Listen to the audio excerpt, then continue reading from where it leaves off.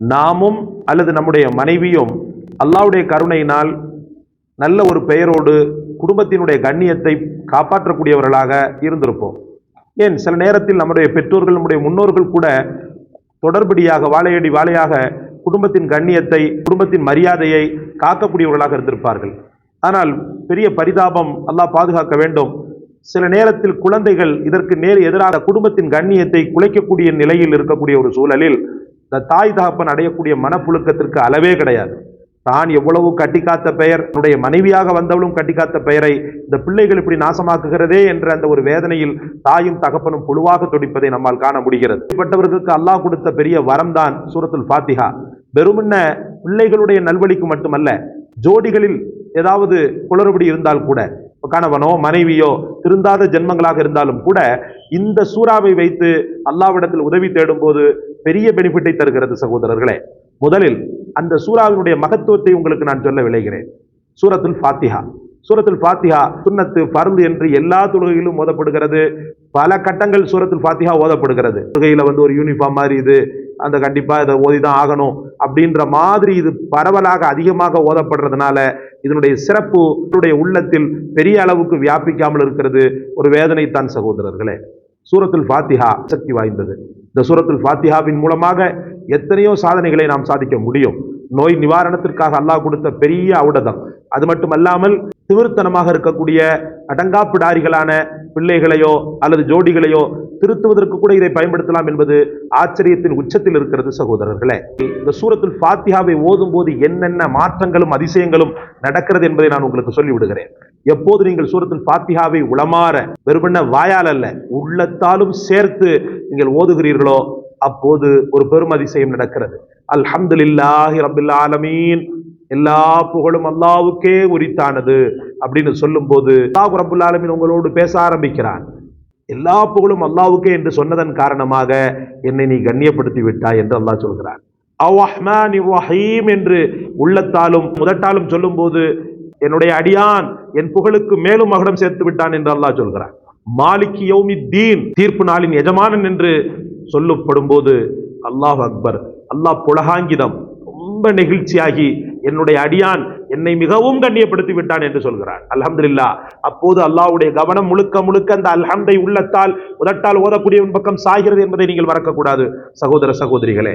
அதற்கப்புறம் இய்யாக நஅபுது வ இய்யாக நஸ்தஈன், மாட்சிமை பொருந்தியவனே, மகிமை உள்ளவனே, மரியாதைக்குரியவனே, உன்னையே நான் வணங்குகிறேன் என்று சொல்லி அப்படியே டவுன் ஆயிடுறான். எல்லாம் நீதான், எனக்கு நீதான் கதி. என் பிள்ளைகள் எப்படி தரங்கட்டு போய் இருக்கின்றனர், என் பிள்ளைகள் அடங்காப்பிடாடிகளாக இருக்கின்றனர், உன்னையே நான் வணங்கி கொண்டிருக்கிறேன். உன்னிடத்தில் நான் உதவி தேடுகிறேன், உன்னிடத்தில் நான் உதவி தேடுகிறேன். ரெண்டும் சொன்ன உடனே அல்லாஹ் ரப்புல் ஆலமீன், நீ என்ன கேட்டிய நான் உனக்கு தரேன். நீ இவ்வளவு என்னிடத்துல சரணாகதி அடைந்த பிறகு உனக்கு நான் தராம இருப்பேனா? நீ என்ன கேட்டாலும் தர்றேன். அதுக்கப்புறம் தான் மெயின், இஹ்தினஸ் ஸிராத்தல் முஸ்தகீம், எங்களுக்கு நீ நேர்வழி காட்டு இறைவா. எனக்கு மட்டுமல்ல, என் மனைவிக்கு மட்டுமல்ல, என் குடும்பத்தாருக்கு மட்டுமல்ல, நான் பெற்றெடுத்த செல்வங்களை நரகத்தின் விறகாக நீ ஆக்கி விடாதே இறைவா.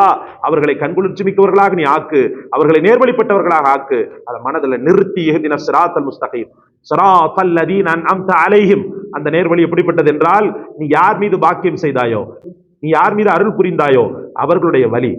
கைரில் மக்தூபி அலைஹிம் வலத்தாலீன், உன் கோபத்திற்கானவர்களா, உன் கோபத்திற்கு ஆளானவர்களுடைய வழியோ அல்லது வழிகட்டவர்கள், உன் கோபத்திற்கு ஆளானவர்களுடைய வழியோ அல்லது கேடுகட்ட பாதையை தேர்ந்தெடுத்தவர்களுடைய வழியோ அல்ல அப்படின்ற அந்த வசனத்தை நீங்கள் அனுதினமும் ஓதி அல்லாஹ்விடத்திலே மன்றாடும் போது, நீ என்ன கேட்டிய நான் தந்துட்டேன் அப்படின்னு உங்களுக்கு நேர்வழியை கொடுத்துட்றான், உங்கள் குடும்பத்தாருக்கு நேர்வழியை கொடுத்துட்றான். கண்ணின் இனிமையாக இருக்கக்கூடிய உங்களுடைய கல்வின் கனிகள் குழந்தைகளுக்கும் அல்லாஹ் நேர்வழியை கொடுத்துட்றான். பர்டிகுலரா இதை ஓதணும். சும்மா அந்த ஏதோ ஒரு நாள் ஓதுன, 2 நாள் ஓதுன, 10 நாள் ஓதுனன்ற கதையில இருக்கக்கூடாது. தினசரி தினசரி அல்லாஹ்வோடு நீங்கள் திரும்ப திரும்ப திரும்ப நீங்கள் உரையாடும் போது, அவனுடைய அன்பில் ஊஞ்சலாடும் போது அல்லாஹு தஆலா உங்களுக்கு தராம போயிடுவானா? நிச்சயமாக மனமாற்றத்தை கொடுப்பான். யாரை நினைத்து ஓதுறீங்களோ அவங்களுக்கு அல்லாஹ் ரப்புல் ஆலமீன் ஹிதாயத்தை கூடிய விரைவில் கொடுப்பான். ஓதி தண்ணியில ஊதி கூட என்ன செய்யலாம், அவங்களுக்கு கொடுக்கலாம், தவறில்லை. உணவு பதார்த்தங்கள்ல ஊதி கூட என்ன செய்யலாம், கொடுக்கலாம். நபிகள் நாயகம் ஸல்லல்லாஹு அலைஹி வஸல்லம் அதை அனுமதிச்சிருக்கிறாங்க. அதனால அன்பிற்குரிய அல்லாஹ்வின் பெருமக்களே, அல்ஹம்து சூராவை பற்றி பிடிங்க.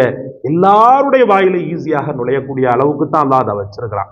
எல்லா மக்களும் ஓதுறாங்க. ஏன்? மாற்று மத சகோதர சகோதரிகள் அல்ஹம்து சூரா ஓதுறாங்க.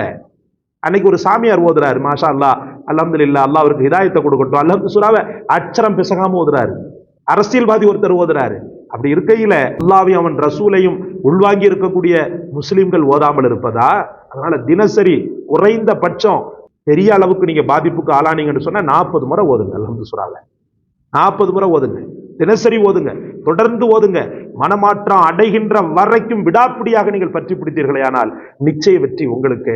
அல்லாஹ் நம் அனைவருக்கும் தௌஃபீக் செய்வானாக. இந்த காணொளியை கண்ட நல்லுள்ளங்கள் அனைவருக்கும் ஜஸாக்கல்லாஹு ஹைரா. அல்லாஹ் பெரும் குழியையும் பெரும் கருணையும் தந்தருள்வானாக. நாடிய நாட்டங்கள் தேடிய தேட்டங்களை எல்லாம் நிறைவேற்றி தருவானாக.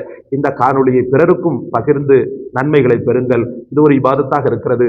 நல்ல விஷயங்களை பிறருக்கு நீங்கள் எத்தி வைப்பதும் கூட இபாதத்தாக இருக்கிறது. இந்த சேனலுக்கு முழு ஒத்துழைப்பை தாருங்கள். காணொளி பிடித்திருந்தால் லைக் செய்யுங்கள், ஷேர் செய்யுங்கள், கமெண்ட் செய்யுங்கள், மறக்காமல் சப்ஸ்கிரைப் செய்யுங்கள். அவற்றை விட மேலாக எங்களுக்காக துஆ செய்யுங்கள். உங்களுக்காக நாங்களும் துஆ செய்கிறோம். உபகாரியான பெரும் கருணையாளனான அந்த கொடையாளன் நமக்கு நினைத்ததை தந்தருள்வானாக. ஜஸாக்கல்லாஹ். அஸ்ஸலாமு அலைக்கும் வரஹ்மத்துல்லாஹி வபரகாத்துஹு.